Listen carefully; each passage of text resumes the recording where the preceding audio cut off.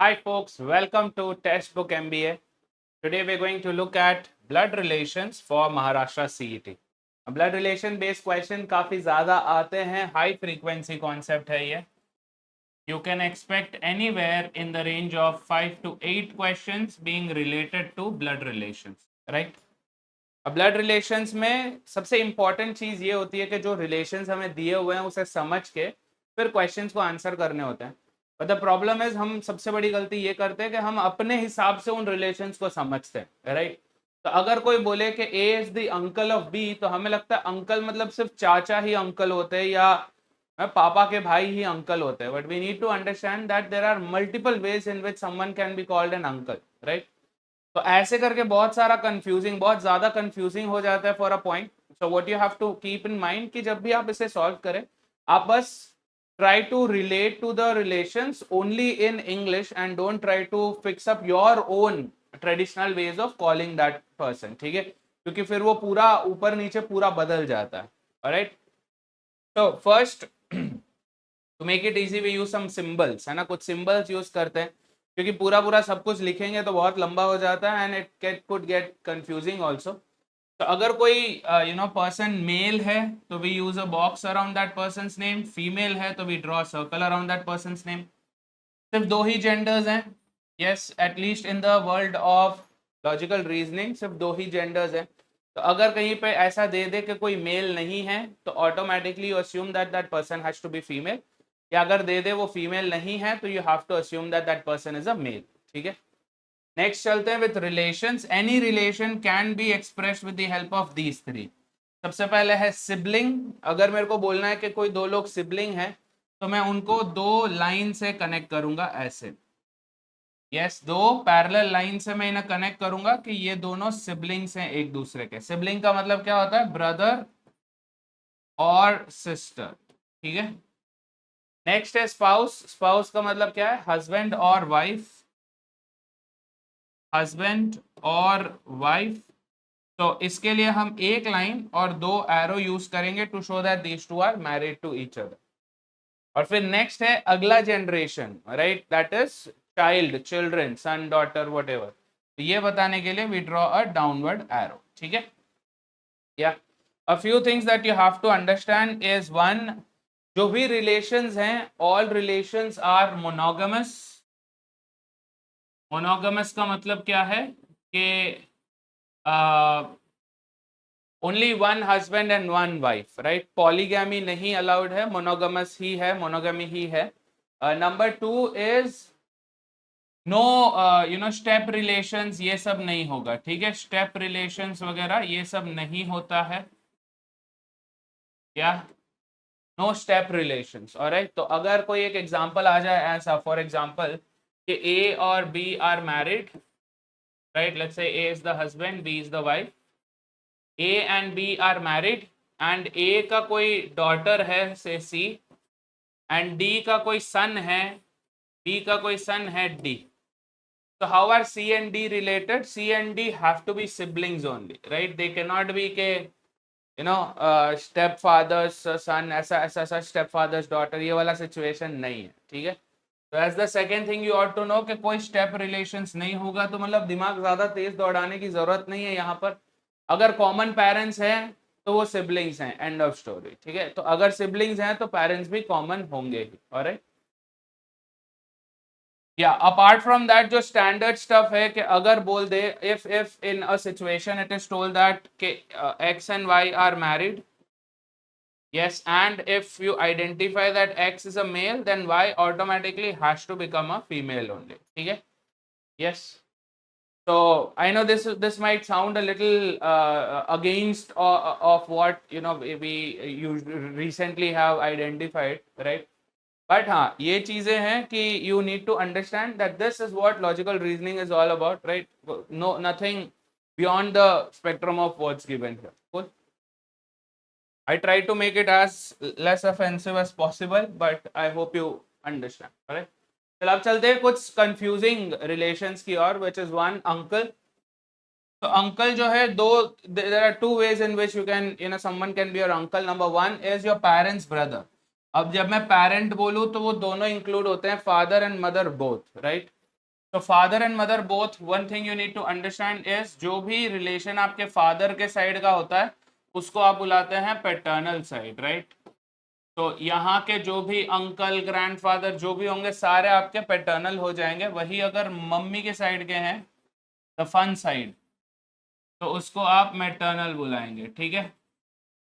तो grand parents भी अगर हैं, ग्रैंड पेरेंट्स भी अगर हैं, right, so paternal grandfather, paternal grandmother हो जाएंगे पापा के मम्मी पापा, that is your dada and your dadi. On the other hand मम्मी के साइड के अगर हैं तो क्या हो जाएंगे, nana nani will be your maternal grandfather grandmother. तो एक चीज ध्यान में रखना है कि ग्रैंडफादर अगर बोल दे तो आपको दोनों अस्यूम करना है, दोनों केसेस कंसीडर करने के, फादर का फादर भी हो सकता है या मदर के फादर भी हो सकते हैं, ऑलराइट। अब चलते हैं अंकल आंट की तरफ। सो अंकल बेसिकली दो तरीके के, एक है पेरेंट्स ब्रदर, तो अगर आपके पापा के कोई भाई हैं, योर पापाज भाई, yes, this person will be your uncle. अब इसको आप कैसे बुलाओगे, पैटर्नल अंकल। वही if your mother has a brother, mama, that person will also be your uncle only, but to be more specific they will use maternal uncle। और अगर कुछ भी नहीं यूज किया है तो फिर you have to be very clear about this के दोनों आप कंसिडर करके ही करोगे, दो केसेस हो जाएंगे, ठीक है। तो एक ये हो गया। Second is parent sisters husband is also your uncle. तो पेरेंट की जो सिस्टर होती है उसके हस्बैंड, या तो मैं हिंदी में लिख लेता हूँ, I write it in Hindi but I don't want you to think in that way, alright. So parents brother could be your chacha and your mama, your parents sister's husband। parent की sister कौन होती है, parent की sister कौन होती है, either your बुआ, that is your paternal aunt, and your मासी, your मौसी, which is your maternal aunt। तो इनके जो husband होते हैं, तो बुआ का husband कौन, फूफा, yes, and मौसी का husband कौन, मौसा। I don't know if these are right, अपने अपने हिसाब से अलग अलग होती है, बट स्टिल ठीक है, अंडरस्टूड। तो आंट भी दो टाइप के होते हैं, पेरेंट्स के sisters, paternal aunt is your bua, maternal aunt is your mausi, ठीक है। सेम वे आंट भी दो टाइप के होते हैं। Second one is parents brother's wife, मतलब ये जो चाचा इनकी वाइफ जो होगी चाची, ये भी आपकी आंट होगी। ये जो मामा है इनकी जो मामी है, मामा की मामी नहीं, आपकी मामी जो होगी वो भी आपकी आंट होगी, ठीक है। तो ये पैटर्नल हो जाएगी या मैटर्नल हो जाएगी। तो whenever they say uncle aunt you have to make sure that you consider all four cases here, ठीक है। चारों केसेस आपको कंसिडर करके करना। नेक्स्ट चलते हैं कजन की ओर, राइट। कजन इज योर चचेरा भाई, चचेरी बहन, ममेरा भाई, ममेरी बहन, दैट्स योर अंकल और आंट्स चाइल्ड, राइट। तो लेट्स अस्यूम कि आपकी मौसी, ठीक है, योर मौसी हैज अ सन, यस, ये आप हैं, दिस इज यू, ठीक है, ये आपके मम्मी पापा हैं, दिस इज यू, यस। तो your aunt has a child, okay, तो ये आपका क्या लगेगा, how will you be related to him और how will he be related to you, cousin, yes. Same way on the paternal side also same है, if your chacha has a chachi, right, and they have a gudiya, okay, I don't know, so again cousin। so cousin is a unisexual term that you can give, right, male cousin, female cousin, cousin ही होता है। ये जो concept है कि ये मेरा cousin brother है, cousin sister है, ये कजन ब्रदर सिस्टर नहीं होता है, ठीक है। cousin is unisexual term, whether it's a brother or a sister, it will be cousin। brother sister is more specifically your own parents children, clear, yes। Sir ये भी तो पापा जैसे ही है, नहीं, जैसे जैसी नहीं, जो भी है सीधा सीधा, ठीक है। फिर चलते हैं अगला कंफ्यूजिंग पार्ट में, which is your nephew and your niece, right. ये नेफ्यू और नीस का क्या सीन है, आपके भाई की या आपकी बहन की जो बेटा बेटी होते हैं, जो बच्चे होते हैं, right. So your brother is married and has a child, yes, a male child, and your sister is also married and let's say has a female child, right।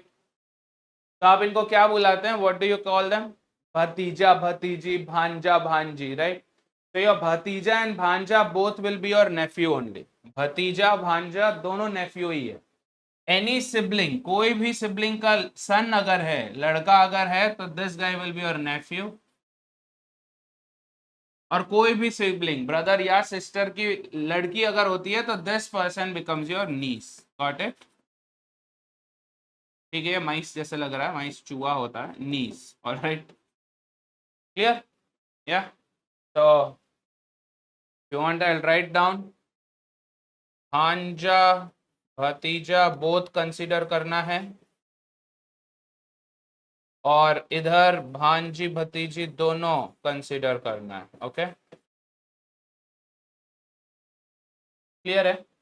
या so this is a few confusing relations. Normally confusing हो जाता है because of multiple cases that they can bring up. All right, same thing with your grandfather and grandmother also. Grandparents भी, your dada dadi would be your paternal grandparents, your nana nani will be your maternal grandparents. ठीक है? या इससे ज्यादा भी बहुत complex जा सकते हैं, इससे ज्यादा भी कॉम्प्लेक्स जा सकते हैं, specially with the cousins part. Yes, first cousin, second cousin, once removed cousin, ये सब बहुत सारे हैं, बट इतना डीप में जाने की जरूरत नहीं. At least for CET it's not required, so chill करो. ठीक है, कूल है, डन. अब चलते हैं दूसरा कंफ्यूजिंग पार्ट में, जो कि टेक्निकली हमारे ब्लड रिलेटिव्स है भी नहीं, बट फिर जबरदस्ती बनाना पड़ता है, which is your in laws. Okay, your in laws जो हैं, they are not relatives by blood, but they are relatives by law. Law of what? Law of marriage, right? So that is why you use the term in-law. So father-in-law कौन है? Spouse's father, whether it is a boy or a girl. Yeah.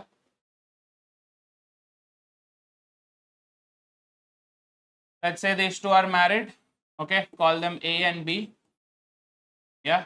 So A के जो parents होंगे, A का जो father है और mother है, B के लिए, for B this will be father in law, for B this will be mother in law. Same way यहाँ पर A के लिए B के जो पापा हैं, ससुर हैं, वो है फादर इन लॉ, एंड सास हो जाएगी mother in law. Alright, yes. तो father in law mother in law सबके एक ही होते हैं, एक ही होते हैं. ओके, मजाक नहीं, सीरियसली. नेक्स्ट चलते हैं son in law. Son in law is also very clear. Son in law means daughter's husband. तो अगर मैं ये बोल रहा हूं कि ये P है, ये Q है, ठीक है, ये X है, ये Y है, तो फॉर P के लिए A कौन है? P के लिए A कौन हो जाएगा? Son in law. Got it? P के लिए A कौन है? सन इन लॉ, मतलब daughter's husband. Yes. Same way for X and Y, ये P और Q दोनों के लिए. Same way for X and Y, X और Y के लिए ये कौन हो जाएगी? ये हो जाएगी डॉटर इन लॉ. क्यों? Son's wife is daughter in law. ठीक है, इधर तक तो कोई कंफ्यूजन होता नहीं है. Father in law, mother in law, brother in law, sorry son in law, daughter in law is very chill, very clear. ठीक है, प्रॉब्लम कहां पर आता है? ये brother in law sister in law में प्रॉब्लम आता है, because again they could have given more names, but English is truly a very annoying language. Let's understand this. Okay, so if your spouse, अगर आपके spouse की कोई बहन है, sorry भाई चलते हैं, ब्रदर इन लॉ को शॉर्ट करते हैं, तो your spouse's brother will be your brother in law. या अगर मैं बोलूँ ये C, yes, ये C A के लिए क्या लगेगा? A's wife's brother. So wife's brother, spouse's brother is brother-in-law. समझे? Yes. यही सेम रिवर्स में चल रहा है, यही सेम रिवर्स में चल रहा है. C's sister's husband is also brother-in-law. समझे? जैसे अपने में जीजा अलग होता है, साला अलग होता है, right? But then they have the same term for both of this. Clear? So this is जीजा. Sister's husband is your जीजा. Spouse's brother जो है दो टाइप के होते हैं. Spouse's brother दो टाइप के होते हैं. एक मतलब टेक्निकली इंग्लिश में तो सेम ही है, but when it comes to Hindi तो एक होता है आप जो साला बोलते हैं, which is your, if you are a male then your wife's husband, right? But the other way around can also be possible. If A has a brother, अगर A का कोई भाई है से जेड, राइट। तो बी के लिए Z भी ब्रदर इन लॉ होगा। कैसे? बी का स्पाउस है ए, मतलब husband's brother is also brother in law. तो जो भी आप मतलब जो अनुपमा क्या बुलाती होगी अपने हस्बैंड के भाई को, पता नहीं, देवर, जेठ, या अपना लैंग्वेज मतलब हिंदी देखो कितना इतना डिटेल्ड है कि भाई मतलब हस्बैंड के भाई में भी बड़ा है तो जेठ, छोटा है तो देवर, सो कॉम्प्लेक्स, इधर brother in law, end of story. ठीक है। फिर जो नेक्स्ट पार्ट आता है इन लॉज का, नेक्स्ट पार्ट आता है इन लॉज का, that is sister in law, right. Sister in law भी दो टाइप के हैं। One is your spouse sister, yes. यहाँ पे बना रहा हूं दूसरा case, spouse sister. So A है, right, A is married to B. B की जो सिस्टर होगी, बी की जो सिस्टर होगी, यस, बी की जो भी सिस्टर होगी C, that will be your sister in law, wife's sister. Same way the other way around also, A की जो सिस्टर होगी say Z, yes, Z will be this B sister in law. समझ रहे हो? तो B के लिए ये एक दूसरे की सिस्टर इन लॉ हो जाती है, ये एक दूसरे की सिस्टर इन लॉ हो जाती है। पर ए, अगर ए कोई मेल है और सिस्टर इन लॉ बोला है, मेल है और सिस्टर इन लॉ बोला है, तो one would be wife sister, दूसरा sister in law will be brother's wife. समझे? ब्रदर की वाइफ भी सिस्टर इन लॉ है, वाइफ की सिस्टर भी सिस्टर इन लॉ है। Getting this? I hope you are able to understand this, right. तो यहां पर भी क्या हो जाएगा, दो दो केस आ जाएंगे, spouse sister. If someone is a male then उसकी स्पाउस के सिस्टर हो जाएगा साली। If someone is a female तो फिर वो क्या हो जाता है, ननंद, yes. The other one is brother's wife which is your bhabhi. ठीक है। तो this is a little confusing, थोड़ा सा कंफ्यूजिंग है, but you have to make sure कि आप थोड़ा सा फोकस करके इस पे ध्यान देके केस बना देते। ठीक है। इसमें कोई कंफ्यूजन नहीं है। Apart from that, brother in law sister in law दो दो टाइप के हैं। One would be spouse's brother, the other would be sister's husband, the other would be sister in law में spouse's sister and brother's wife. ठीक है। अच्छा, इसके अलावा और कोई इन लॉ नहीं होते, है ना? Grandfather in law, grandmother in law, uncle in law, aunt in law, cousin in law, cousin के nephew in law, niece in law, घर पे कुत्ता है टॉमी इन लॉ, नहीं, right, no other in law, this is it. ठीक है। फिर इसमें भी एक आता है को ब्रदर्स करके, को brothers, again that something that not very commonly use, but फिर भी समझा देता हूँ को ब्रदर्स क्या होता है। ठीक है। Let's say there are two sisters हैं ए एंड बी, या A is married to X, not her X, मतलब लड़के का नाम एक्स है, and B is married to Y, Y is even B married. ठीक है।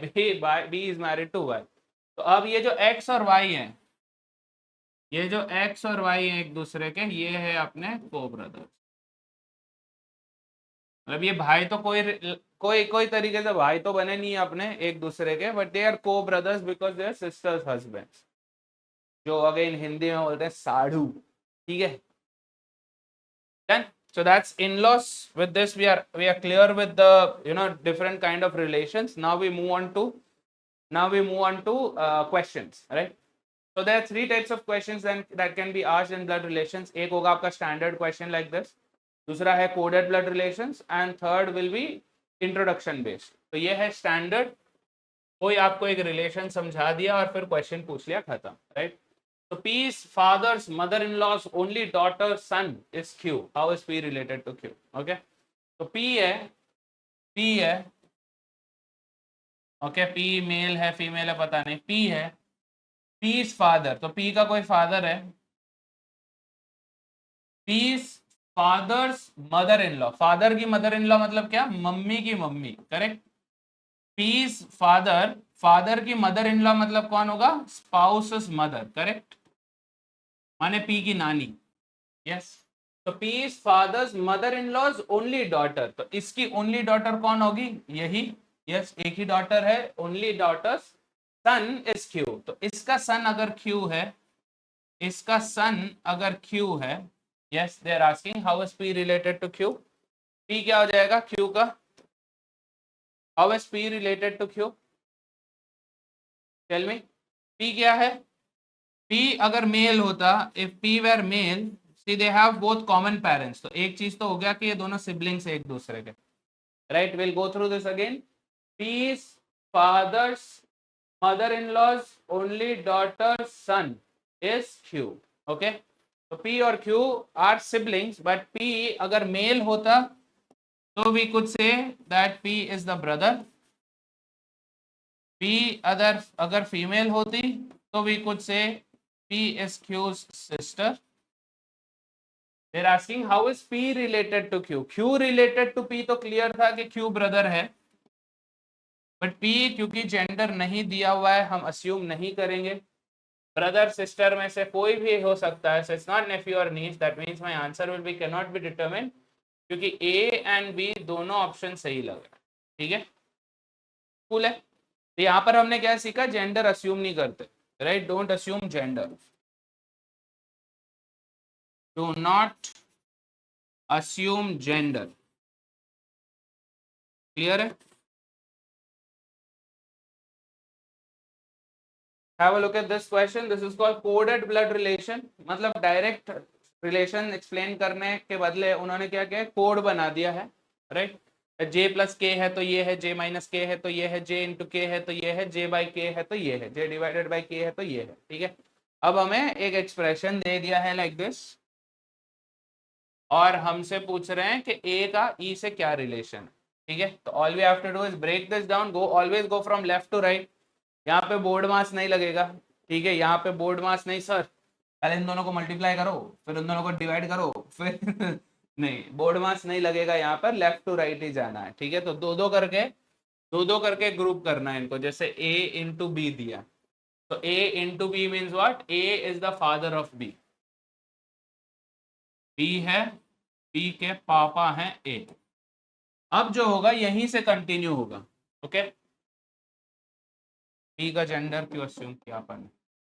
B के पापा हैं A. Okay, understood. A is the father of B. Alright, फिर वापस B से ही चालू होगा, B plus C. That means B is the son of C.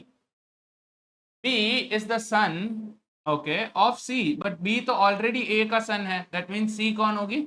Mother. Okay, got it. Then we have C minus D. C minus D का मतलब क्या है? C is the daughter of D.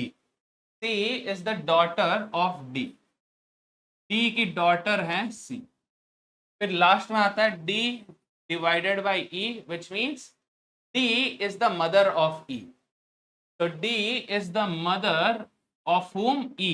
तो E की mother है, मतलब कौन हो जाएगा? C और E will be siblings. Okay, but again E का जेंडर हमें नहीं पता. We don't know what is E's gender. They're asking how is A related to E. A related to E. A का क्या रिलेशन है E को? मतलब E A को क्या बुलाएगी? Sister's husband. करेक्ट, E की सिस्टर है C. C's husband is A. तो sister's husband is who? Brother-in-law. ठीक है, sister's husband is brother-in-law. ठीक है, sister's husband. ओके, क्लियर है?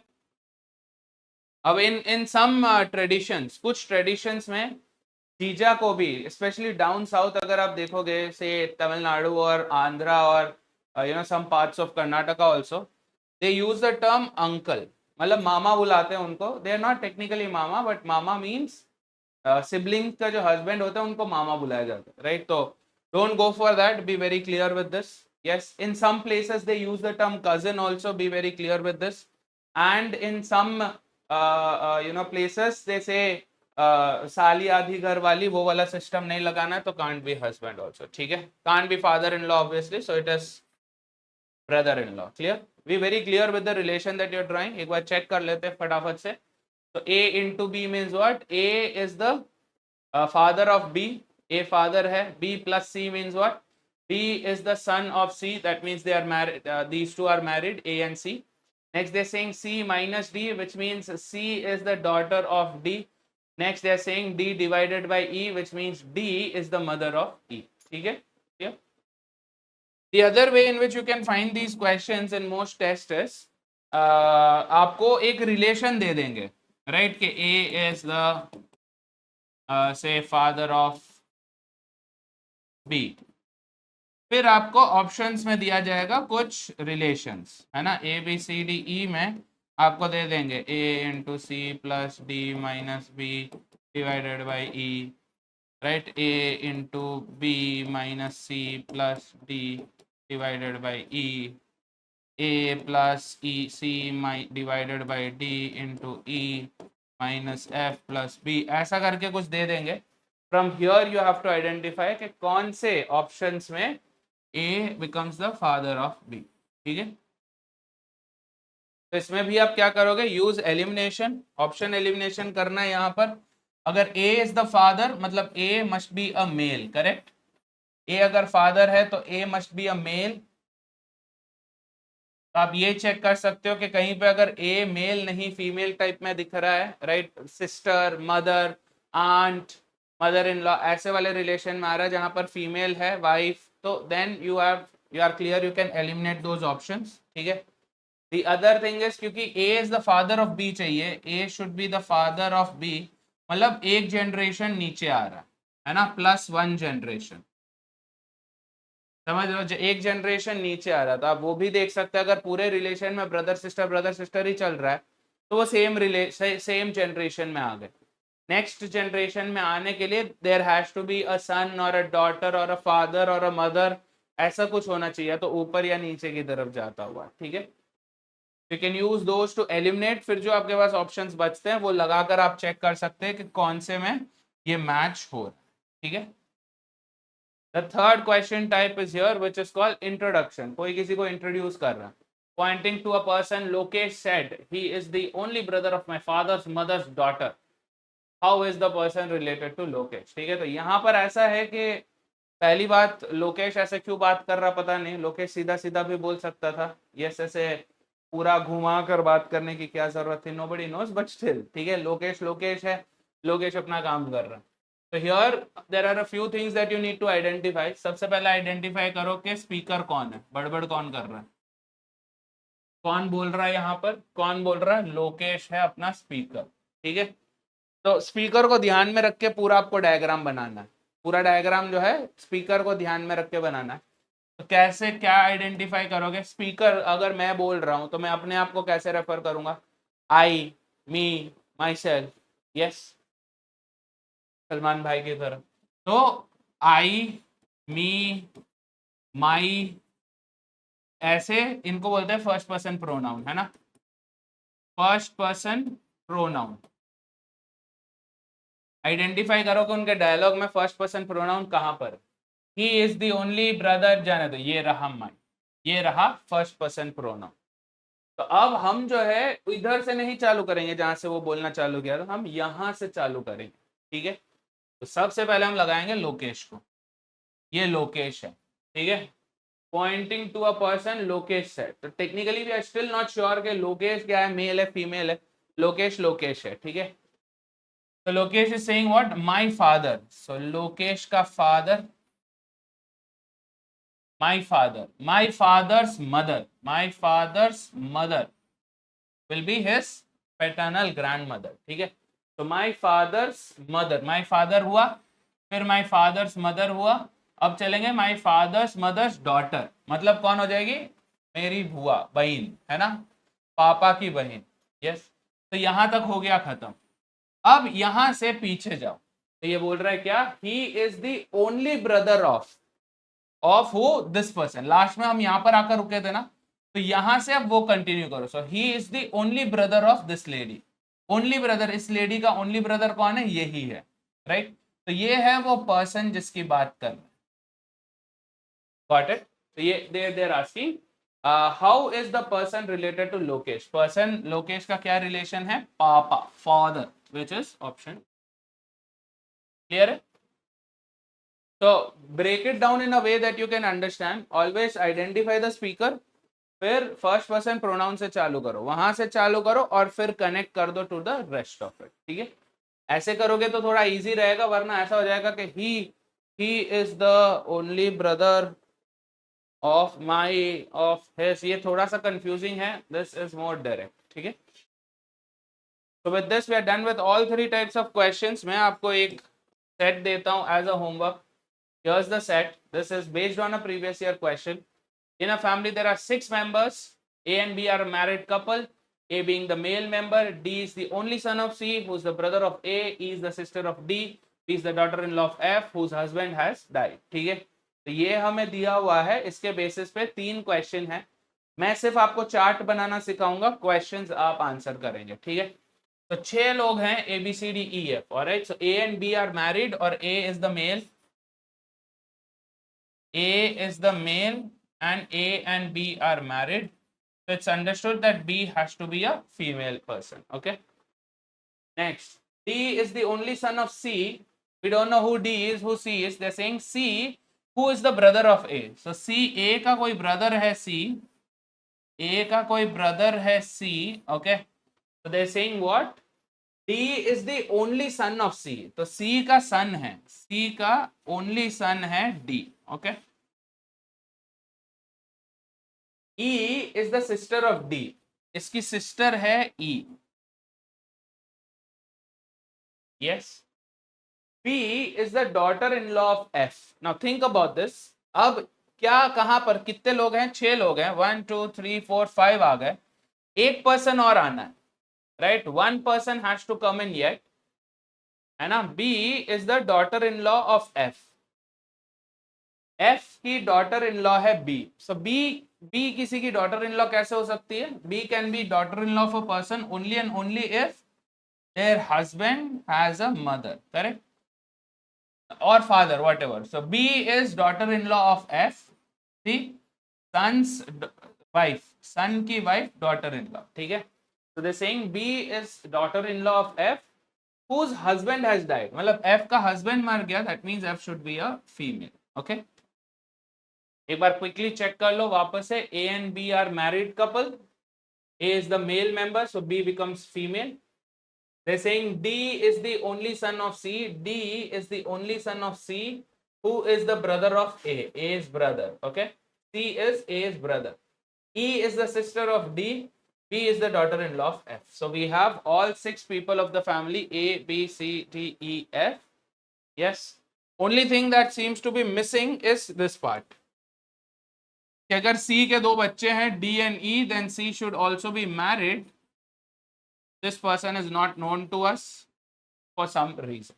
ठीक है, डन है। तो दिस इज द रिलेशन। इसको रख के ये 3 क्वेश्चंस को आप आंसर करो। इसका आंसर जो है, please put this in the comment, comment करना आंसर को, यस, सो दैट आप अपना आंसर भी चेक करवा सकते हैं and others can also check if they are right, ठीक है। With this we are done with blood relations. But यही है, कॉन्सेप्ट आ गया समझ में, एक हद तक थोड़े एग्जांपल्स भी देख लिए हमने, बट अब प्रैक्टिस आपको फुल ऑन करना है। And for practice you can join us Monday, Wednesday, Friday, 5 PM, 7 PM and 9 PM for VARC, Quant and Reasoning. ठीक है, this happens on YouTube. ये YouTube पर होता है for free. Don't forget to join in. If you have any other questions, any other queries, या अगर आप सोचते हो कि मेरे को कोई और वीडियो डालना चाहिए, put it in the comments and I will definitely oblige. Okay. Cheers guys. Thank you very much. All the best.